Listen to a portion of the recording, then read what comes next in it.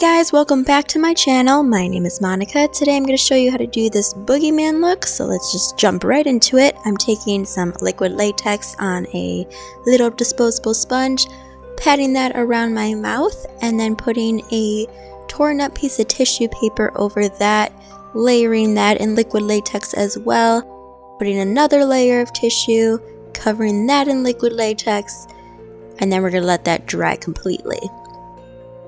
While that's drying, I'm taking a gray water activated face paint and starting to paint my upper body with this. Taking a black eyeshadow, I'm going to be using this to define my collarbones, the side of my neck, and the front of my throat.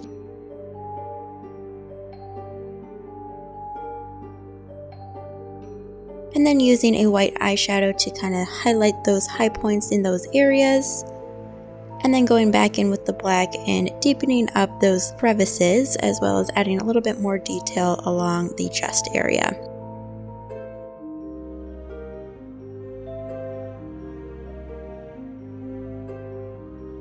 Once I'm all done with that and my mouth area is all dry, I'm going in and coating my face in the gray face paint, prepping my eyelids with some eyeshadow primer, and then going in with that black eyeshadow again and just blowing out the eye area with this, going all the way up to my brow bone. On the inner corner of those eyes, I'm kind of creating this little dragged down effect to just add a little bit more interest to the eyes. I'm then going in and defining my cheekbones, shading around the hairline, and then grabbing a black water activated face paint, placing this over where my mouth is and kind of creating a gross little dripping effect. And then going back in with that shadow, I'm adding a little bit of texture, line work kind of stuff to my cheeks and cheekbone area. And then next I'm taking a black water activated face paint and spraying this all over my face and body to create a splatter effect, and then also going in with a white water activated face paint and doing the same exact thing.